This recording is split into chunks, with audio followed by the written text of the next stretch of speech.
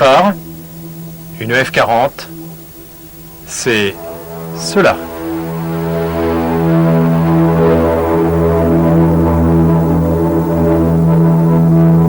Tout juste sorti des mains des carrossiers de Scaglietti, vous avez sous les yeux la GT la plus puissante et la plus rapide jamais construite par Ferrari. 1 tonne 100 grâce au Kevlar carbone pour une longueur de 4,4 m, 1,98 m de large et 2,45 m d'empattement.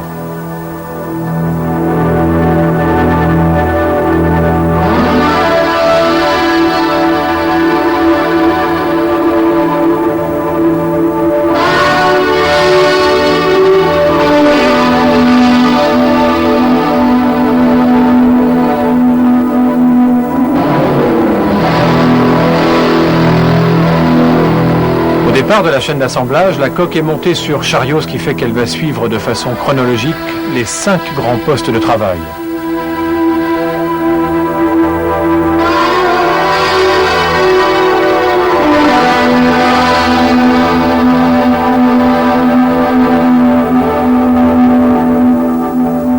Deux voitures par jour et 4 mois pour faire une F40. Là encore, une Ferrari, ça se mérite, et surtout celle-là.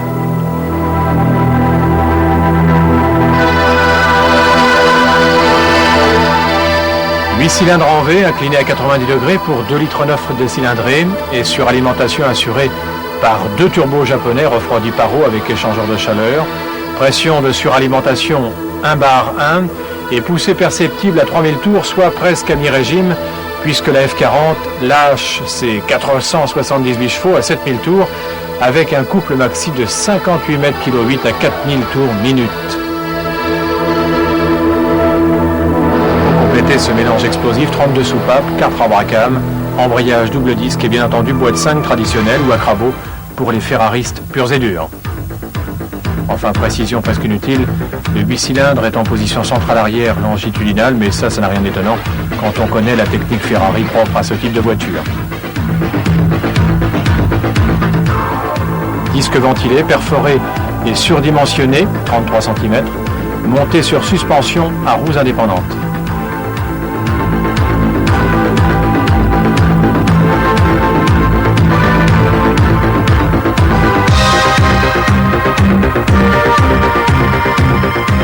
Les jantes en étoile à 5 branches reçoivent des Pirelli P0 prévus pour des vitesses supérieures à 240 km/h, des pneus énormes, dont la bande de roulement est divisée en 2 zones, gomme dure et gomme tendre, pour rouler indifféremment sur revêtement sec, humide ou mouillé.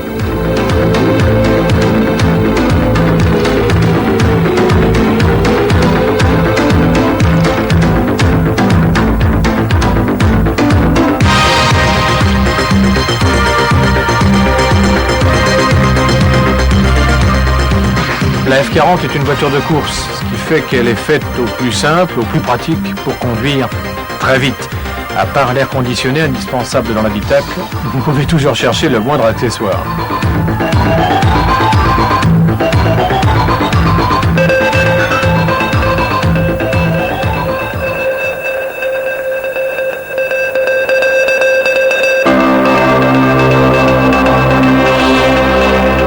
Voitures pour les États-Unis, 700 autres pour l'Europe et le reste du monde, 1000 F40 donc au total, une production relativement importante, mais qui n'aura pas empêché la spéculation, ce qui fait que le prix de départ aujourd'hui ne veut plus rien dire.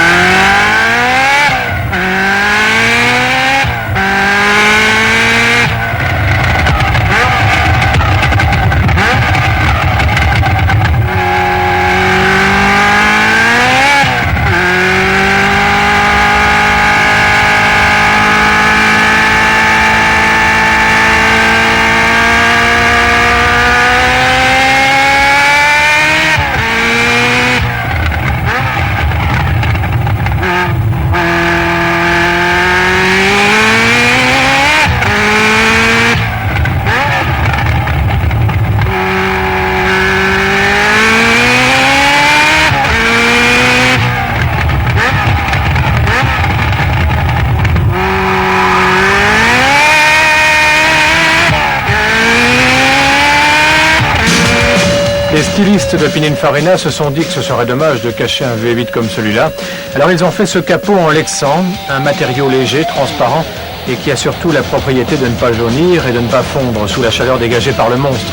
Vitesse maxi 324 km/h, le 0-200 km/h obtenu en 11 secondes et surtout le kilomètre départ arrêté en 20 secondes 9 dixièmes, la F40 étant à ce moment-là à 267 km/h, sans commentaire. Aucun commentaire non plus sur les qualités routières de la voiture, sinon pour dire bien sûr qu'elles sont à l'unisson, car à moins d'être pilote de Formule 1, nul ne peut se vanter franchement de tirer le maximum d'une telle voiture.